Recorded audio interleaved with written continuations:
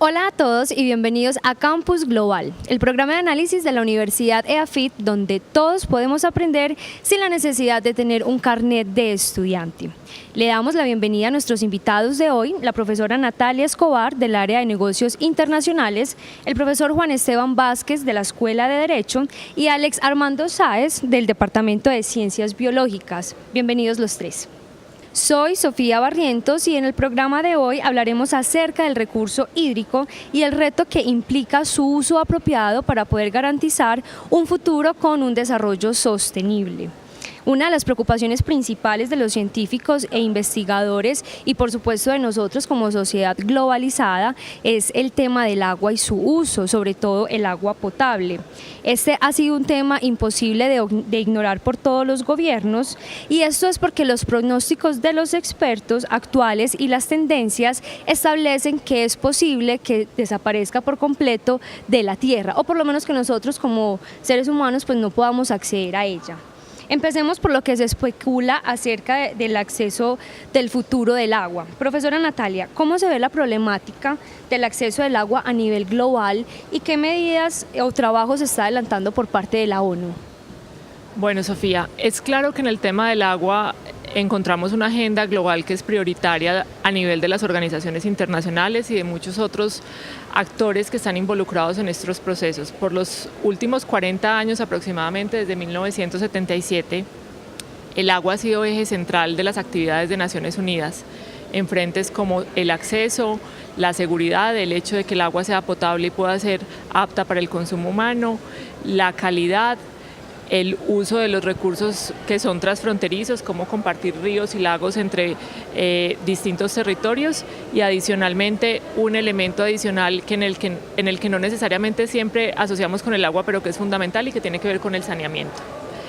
Por estos 40 años, Naciones Unidas ha desarrollado distintos instrumentos para este propósito y organizaciones como Naciones Unidas Agua y la Organización de Naciones Unidas para la Educación, la Ciencia y la Cultura ha trabajado en distintas estrategias para el manejo integrado de los recursos hídricos.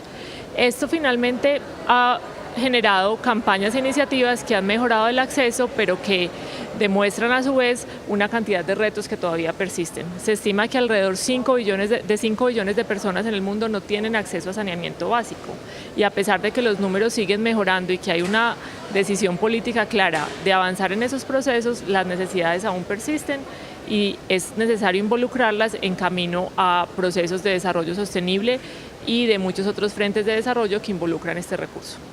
Profesor Alex, le quiero preguntar cuál es el aporte desde el área de su conocimiento a la percepción y a la problemática actual de hoy en día con el tema del agua.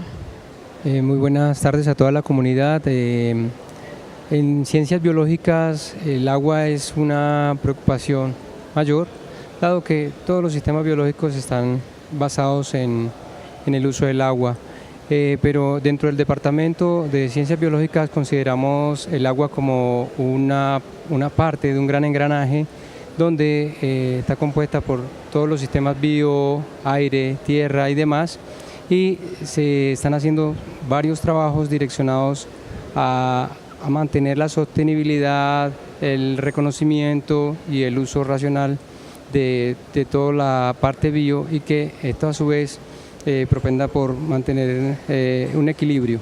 Quiere decir, algunos trabajos como lo que se están realizando en el páramo de Belmira por el profesor Javier Correa, donde se están caracterizando microorganismos en sistemas acuosos donde no se han caracterizado, otros trabajos que se están trabajando la captura de CO2 a partir de microalgas en sistemas acuosos, con trabajos muy interesantes que se están haciendo con Cementos Argos y la Universidad de AFIT.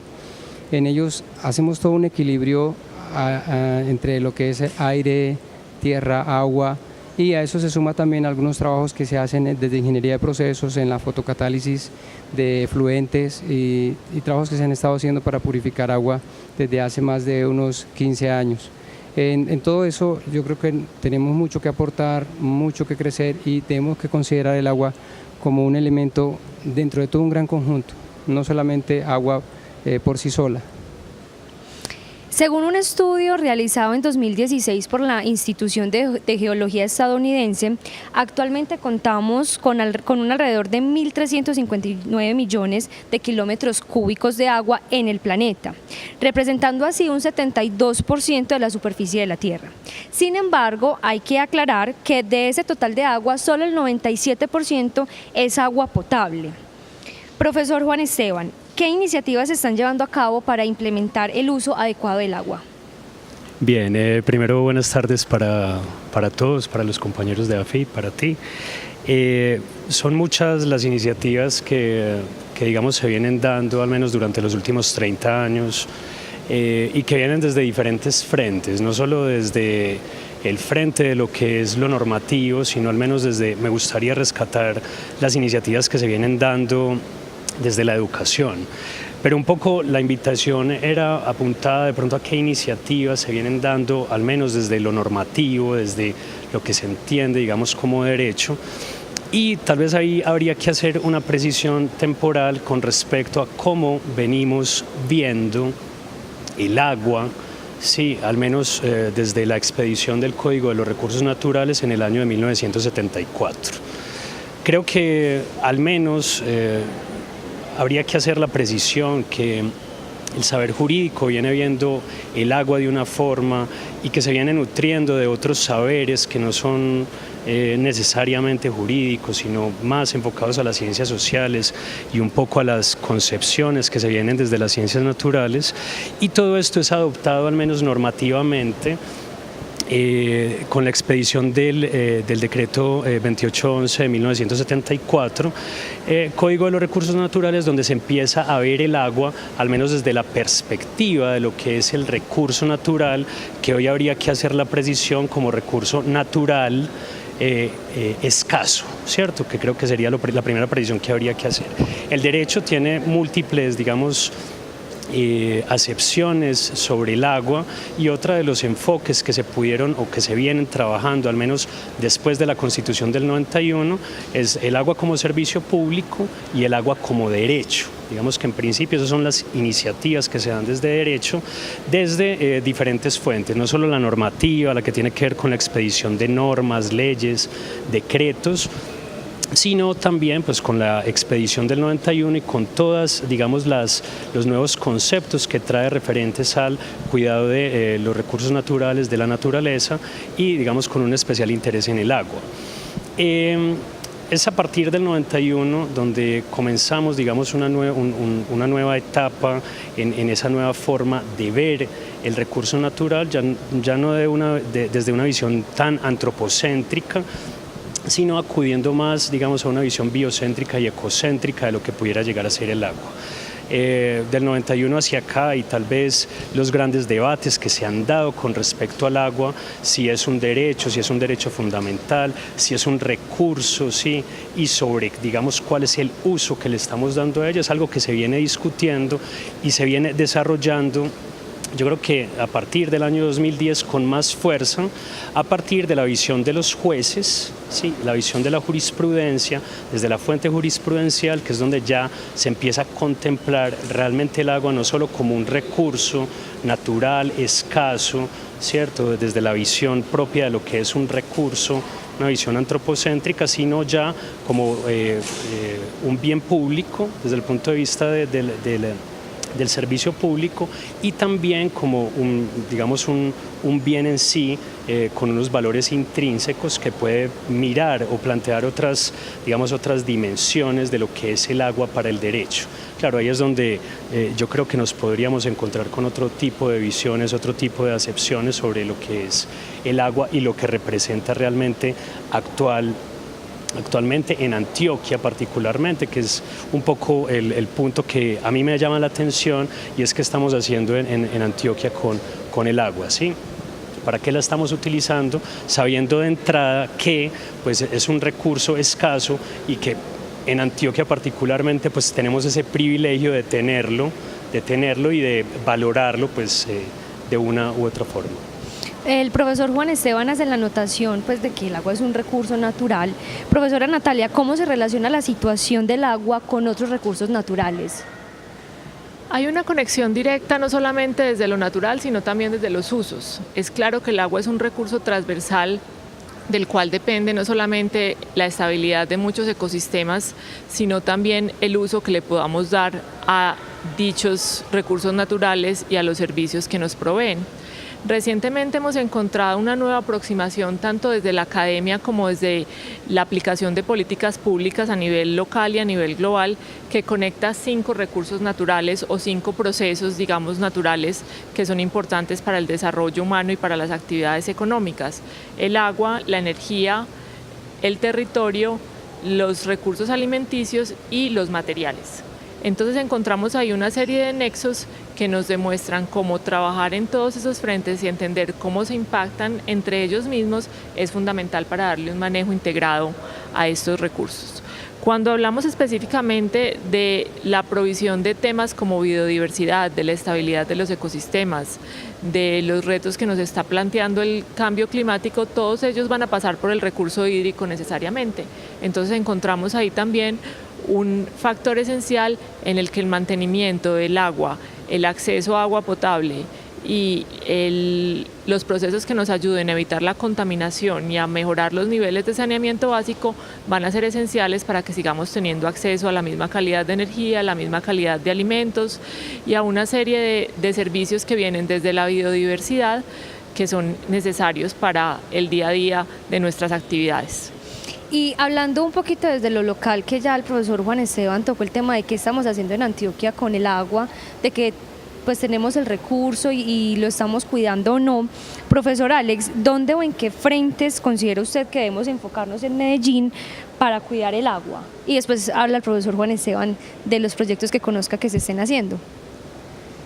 Bueno, en Medellín tenemos varios frentes para tratar, pero mirándolo desde una problemática no de ahora, sino de atrás, de ahora y para el futuro, creo que debemos atacarlo desde la base, es decir, enfocarnos en los niños y hacerles entender que tenemos un deber con el agua y que cada gramo de papel que generemos como basura, cada gramo de basura que generemos hacia el ambiente, estamos generándole un impacto al agua. Tenemos que llegar, y uno de mis sueños es que podamos llegar a navegar, a pescar, a disfrutar realmente de nuestro río Medellín, como una fuente de recreación gratuita, y que logremos que todas estas quebradas que llegan con un alto contenido de tensoactivos, llamemos tensoactivos la sumatoria de jabones, detergentes, champú, etcétera, que llegan a todos los efluentes y van a dar al río Medellín. Uno de mis grandes sueños es poder ver este río totalmente descontaminado, que se pueda disfrutar recreacionalmente o por lo menos navegable, como podemos ver ya ha ocurrido en ríos de Europa como el Sena, Támesis, entre otros. ¿Y en nuestro río Medellín podría ser eso posible? Yo sí creo, totalmente, estoy totalmente convencido, es una cuestión de voluntad como pueblo. Profesor Juan Esteban, ¿algo que complementar ahí del uso del agua aquí en la ciudad de Medellín o en Antioquia, de los proyectos que se estén realizando?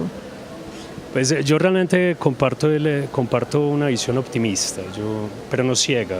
Pues reconocer un poco cuáles son los problemas que tenemos, valorar en sí la riqueza que tenemos en cuanto al recurso hídrico, saber que somos privilegiados en el planeta por tener el agua que tenemos y al punto que hemos llegado de poderla al menos democratizar, hasta cierto punto, de brindarle al menos a la mayor parte de la población en Medellín, reconociendo que hay personas que siguen siendo excluidas, pero que al menos tenemos agua de calidad y que podemos seguir, enfocándonos en cuidar, sí, bajo unos principios que pues tal vez podría hablar de ellos, que ya están en la Constitución y que se vienen desarrollando, a través de las sentencias de la Corte Constitucional, básicamente, ¿cierto? Entonces yo creo que los esfuerzos están ahí, creo que los esfuerzos que al menos el saber, la ciencia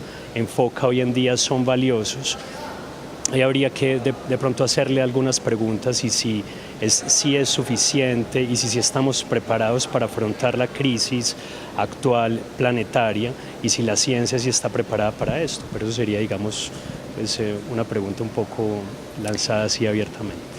Hoy en día, una de las grandes preocupaciones en el mundo es la monopolización del agua. A medida que aumentan las noticias por poblaciones que están muriendo de sed, también crece el interés por multimillonarios y grandes bancos del Wall Street que están comprando agua alrededor de todo el mundo, en un ritmo sin precedentes, lo que pues está preocupando a la gente, en especial a las personas del común, pues porque entonces será el agua posible acceder a ella en un futuro. Hablando legalmente, ¿qué podría pasar con el agua? La pregunta es, ¿somos libres de acceder a ella o alguien en estos momentos podría considerarse dueño o alguien en el futuro podría ser dueño del agua? Bueno, yo creo que es una preocupación muy válida, hablando precisamente que el agua es un recurso escaso, o sea, escasea en el mundo.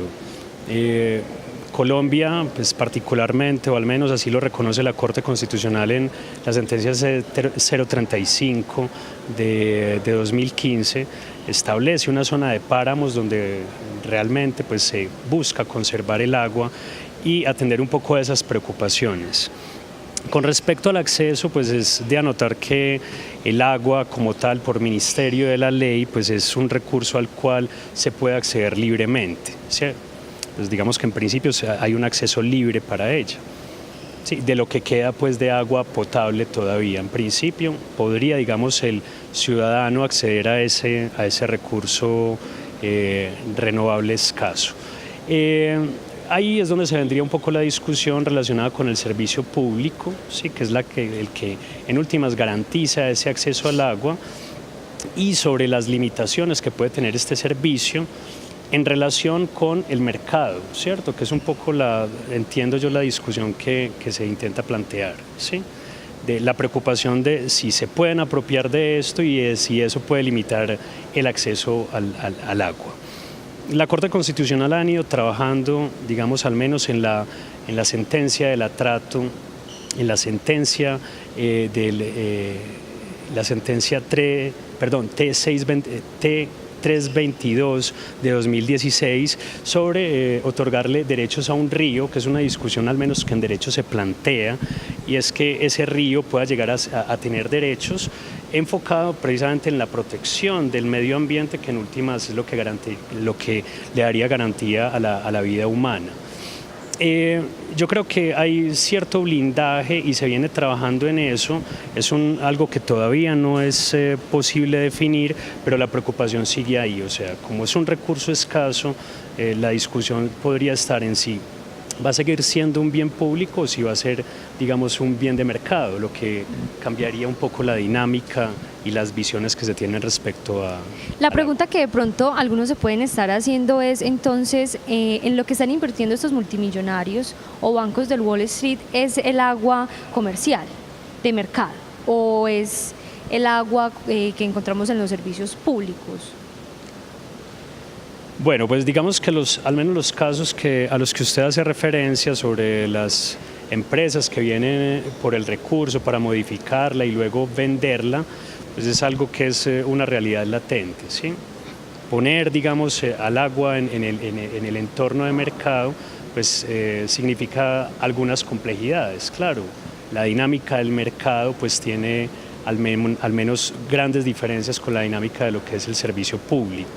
Sí, las exigencias que se le pueden hacer al mercado no son las mismas exigencias que se le pueden hacer al servicio público, que en principio está llamado a ser prestado por el Estado y también puede ser, digamos, prestado por particulares en concesión con una regulación que hace el mismo Estado a través de normas. Entonces creo que sí habría una complejidad en que como tal el agua se pensara en clave de mercado, claro, implica someterlo a la oferta y a la demanda y a una responsabilidad que puede ser, digamos, muy difusa, sí, y que puede marcar, digamos, algo de complejidad. No sé hasta qué punto limitar el acceso, podría decir uno en principio que sí, pero me gustaría darle al menos como la duda a esa situación. Profesora Natalia, ¿cómo está incluido el tema del agua en los objetivos del desarrollo sostenible? Bueno, el proceso del agua dentro de la Agenda de Objetivos Globales ha sido bien interesante porque el acceso al agua potable y el proceso de saneamiento básico fue uno de los mínimos elementos ambientales que quedaron incluidos en los Objetivos de Desarrollo del Milenio, hablando del año 2000. Y gracias a ese proceso y gracias a esas actividades se lograron avances importantes. Se logró, por ejemplo, que 2.4 billones de personas que antes no tenían acceso al agua potable lo tuvieran y que el porcentaje de la población que no tenía acceso a saneamiento básico se redujera considerablemente. Sin embargo, como mencionaba anteriormente, los retos persisten y en el proceso que llevó a los Objetivos de Desarrollo Sostenible encontramos el agua pura y potable y el saneamiento básico como el Objetivo de Desarrollo Sostenible número 6. Allí hemos avanzado un poco, digamos, en la agenda porque se tiene una visión mucho más holística e integrada, que no solamente habla de la potabilidad, del acceso, de la calidad y del problema de la escasez y del estrés hídrico que enfrentan muchos territorios, pero también de una serie de dinámicas que se necesitan para mejorar esas variables, que tienen que ver con la cooperación internacional, con la ayuda al desarrollo, con la tecnología y todo el efecto bola de nieve que a veces se genera con la seguridad alimentaria, con el desarrollo agrícola y con el acceso a muchos otros servicios desde la biodiversidad. Entonces es importante tener claro que lo que hagamos a nivel local, lo que está haciendo la ciudad, lo que está haciendo el departamento y lo que hacemos nosotros como ciudadanos en nuestras casas, finalmente hace parte de un esfuerzo global porque necesitamos que haya agua para todos. Claro que sí. Profesor Alex, hablando la profesora Natalia de que deberíamos de ser muy conscientes del privilegio que tenemos de acceder a agua potable, ¿tiene usted algún consejo para las personas a nivel mundial, acciones y medidas que se puedan tomar para el cuidado del agua? Así como lo mencionaba la profesora Natalia, las soluciones son transversales porque el agua es transversal a todo. Desde los mismos diseños de los nuevos edificios, cada día vemos que se construye más, pero ninguno de los edificios que se construye se hace pensando en colectar 1 mililitro de agua lluvia, por ejemplo. Los sistemas hidráulicos, donde tenemos grandes ingenieros, grandes diseñadores, grandes arquitectos, grandes ingenieros civiles, etcétera, pero ninguno se ha pensado en poder utilizar estos recursos como el agua lluvia para utilizarlo pues, en los sistemas urbanos. Quiero contarles pues una historia personal. Claro. del uso del champú. Desde hace 3 años yo tomé la decisión de dejar de usar champú y al principio pues todos los días le preguntaba a mis hijas a qué me huele el pelo, me huele mal, me huele bien, y al fin me tomé confianza y ya voy a ajustar 3 años sin usar champú. Si los ríos se forman gota a gota, entonces la gota que yo aporto a dejar de contaminar, y si multiplicamos esa gota por 4 millones de habitantes de la ciudad de Medellín, vamos a tener 4 millones de gotas, o por lo menos en un año que usted no se ahorre un tarro de champú, son 4 millones de tarros de champú que dejan de ser disueltos en las aguas residuales. Si uno no puede, por lo menos minimizarlo, ¿cierto? Yo creo que cada persona individualmente, como ser consciente, puede minimizar el uso de los tensioactivos. Minimizarlo es usar lo menos posible, ¿cierto? Usar lo menos posible. Si yo no soy capaz de dejar de usar champú, por lo menos no usar tanto como uso regularmente, sino voy a tratar de bajarle un poquito y bajarle esa carga de tensioactivos a las aguas residuales, que son, a mi juicio, uno de los principales problemas que tenemos.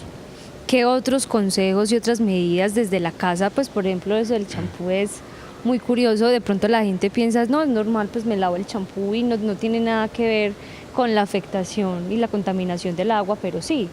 Entonces, no sé, de pronto, ¿qué otros? Hay otros varios, entre ellos usar el agua de enjuague de la lavadora para los sanitarios. Por ejemplo, mientras uno espera que el agua se ponga caliente en la ducha, uno puede colectar en un balde pequeño el agua fría que va saliendo, y toda esa agua se puede reciclar para volver a ser usada, ya sea en sanitarios, etcétera.